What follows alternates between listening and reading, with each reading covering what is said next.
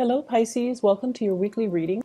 The first five cards deal with your love relationships and romantic sector, and the last five cards deal with other areas of your life. So let's talk about your love relationship situation here. There has been a recent re-examination in a major relationship regarding work, finances, and the contribution of finances, equal give and take in a relationship. So I feel like you're dealing with a relationship partner who has either fallen on hard times, they might have lost a job recently, or they're not able to be an equal contributing partner in your relationship. So I have here the Hermit and the Ace of Pentacles. The Hermit basically means getting insights, looking at a situation and really opening your eyes. Is the balance in the give and take, is it fair? Are you happy with it? Because I feel like there are some things that you guys are sweeping under the rug, mainly because the connection is very, very, very strong between you and a relationship partner. You don't want to disrupt the harmony. And Pisces, you guys put up with a lot, and a lot of the times too, you want to be a little bit more vocal and verbal and speak out. Otherwise, it's going to be very detrimental to you if these imbalances are not addressed, okay? So I feel like there is an imbalance here. Somebody, the give and take in a relationship is not very balanced, or a relationship partner has fallen on hard times and you're the one kind of shouldering the responsibility of the relationship. The two people that are in the picture here, you might have an earth sign, Taurus, Virgo, Capricorn, and a fire sign, Sagittarius, Aries, or Leo that you're dealing with.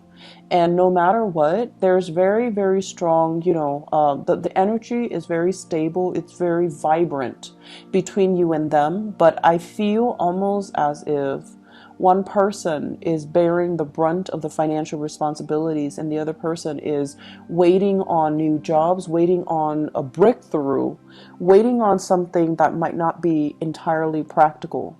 I feel like a contract or something is coming in. So if they're waiting for work, they're going to be approached with work. There's going to be a contract coming in for them. If they're waiting on something a little bit loftier and more of a pipe dream, I feel like you're almost at a point where you want to tell them, hey, let's be practical. I can't do this that much longer. So let's just plan things so that you have something stable under your belt. So I feel like those financial conversations are being had, okay? On the other hand, for those who are single, I feel as if you're looking back at your past relationships and you're trying to change your strategy when it comes to dating. The Ace of Pentacles, this is an offer that might have come through from either this earth sign or a fire sign. And I feel like you're looking at this as if, wow, it's a very strong karmic soulmate type of a connection. We get along really well. We understand each other. The communication flows really well. We might have a same history and things like that. But if your relationship is not even, if your relationship partner or your potential relationship partner is not even able to take care of themselves financially, they're not going to be a good relationship partner to you where the balance and the give and take is going to be reciprocal. So I want you to think a little bit more about the implications. What does it mean to be a good relationship partner, and what do you ultimately need in order for you to be happy? Because the people that are coming to you, they're good people. They might have the best intention, and there might be this basis of friendship and camaraderie at the foundation of it, but are they able to take care of themselves? Are they faithful? Are they truthful? And are they emotionally mature enough to give you the type of growth-inducing relationship that you're looking for? So singles, you have several options that are going to be on the table, but I feel like you might have left a relationship that was very unbalanced, and you might be in danger of rushing into a new one without thinking. And I feel like, with this Two of Cups energy, it's a very beautiful, soft card that denotes mutual understanding, mutual values, wanting the same things out of life, but are they ready? I don't feel like the issues with you. I feel more like, are they ready? Are they going to, make sacrifices in what they want in order to build something with you, something a little bit more solid? This person, let's talk about this person first before I pull out clarifier cards. This is an earth sign, Taurus, Virgo, Capricorn, not operating at their best and not financially stable. At their best, they're very sensual, okay? So like they look really good, they dress well, they smell good.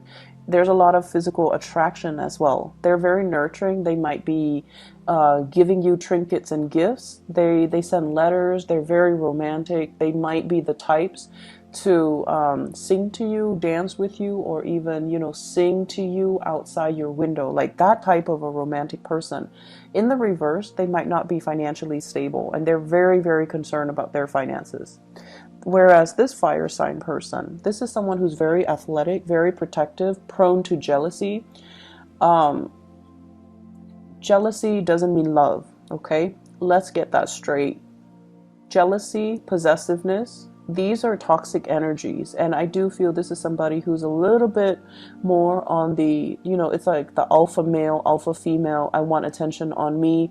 I don't want you to, you know, socialize with other men or other women. You belong to me.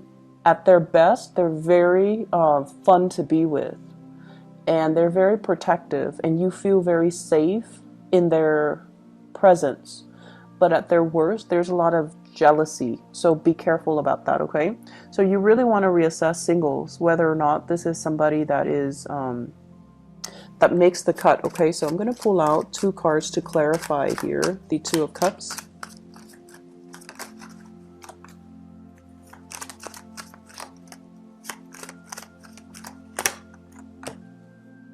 Okay, you got out of a toxic relationship here, Pisces, which is really good for you. This is a relationship where you might have been controlled by another person. And I'm inclined to say one sign that indicates to me that somebody is not universally aligned with your energy is when you're with them and for whatever reason you guys can never build wealth together. That's one sign that the relationship is not right for you. It has nothing to do with the other person or you per se, but just energetically. When the two of you get together, there isn't a lot of prosperity. That's a sure sign that the relationship might not be destined for you. Okay, so don't cling on to it if that's the case.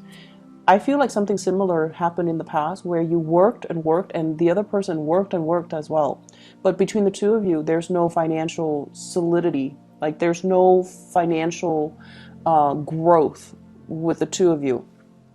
And we also have here the Star, which basically means you're with somebody or you have done a lot of healing on yourself. You're capable and independent and you're at a point where you feel really good and you don't want to enter into another toxic relationship.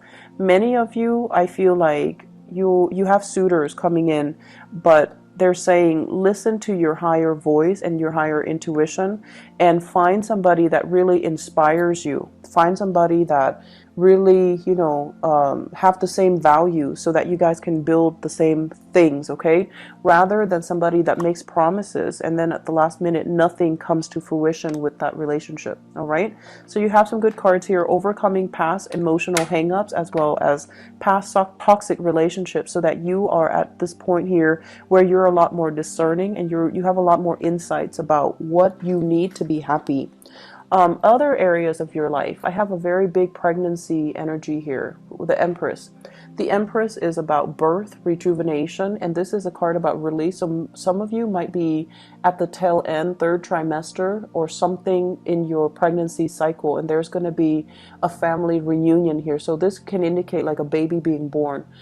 For those of you who are not pregnant but are dealing with people in your family that are pregnant, I definitely feel, you know, this is the week where there's a major breakthrough and it's like the catalyst for family members to come together to celebrate this pregnancy or to celebrate even the birth and the revival or the rejuvenation of something family oriented.